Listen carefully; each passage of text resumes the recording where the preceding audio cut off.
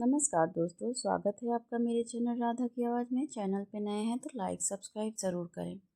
आखिरकार उसके सास ससुर के गांव जाने का टिकट कट ही गया। इस बार उन लोगों का लंबा काफ़ी ठहराव हो गया था। बच्चे छोटे थे और वो दोनों कामकाजी। उसके पति घर और बच्चों को पूर्णतः काम वाली और आया के भरोसे ही छोड़ना पड़ता था। उन्होंने बड़ी मिन्नत करके अपने माता पिता को गांव से शहर बुला लिया था। उनके यहाँ रहने से वह लोग घर और बच्चों को उनके भरोसे छोड़कर निश्चिंत होकर नौकरी करने चले जाते थे। हालांकि उनके घर में रहने से उनका लिहाजा भी करना पड़ता था।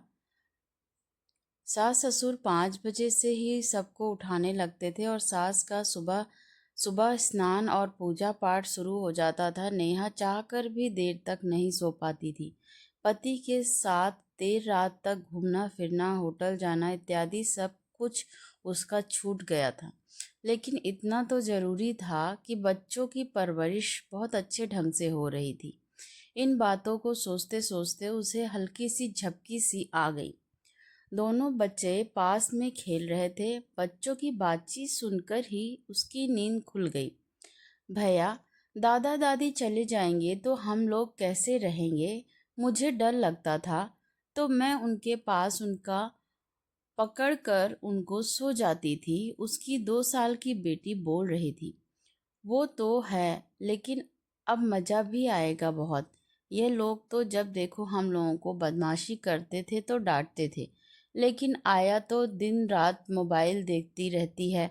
हम अब हमें कोई अब नहीं डांटेगा, बेटा खुश होता हुआ बोला। लेकिन जब हमें भूख लगती थी तो दादी हमें कितना अच्छी अच्छी चीज़ें बनाकर खिलाती थी। हलवा खाने में कितना मज़ा आता था। अरे दादी तो केवल हेल्दी और बोरिंग चीज़ें ही खिलाती थी। उसके उनके जाने के बाद हमें भूख लगेगी तो मम्मी हमें पिज़्ज़ा बर्गर मंगा कर देगी, क्योंकि मम्मी को तो यह सब बनाना आता ही नहीं है।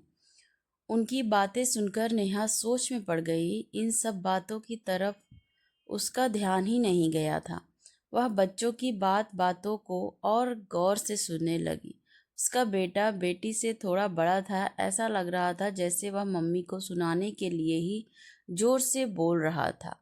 वह बोल रहा था, याद है पिछली बार दादी दोनों के लिए अपनी बहन से मिलने गई थी तो आया ने अपने बॉयफ्रेंड को बुला लिया था।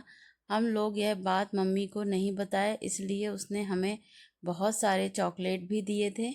अब तो उसका बॉयफ्रेंड रोज ही आएगा।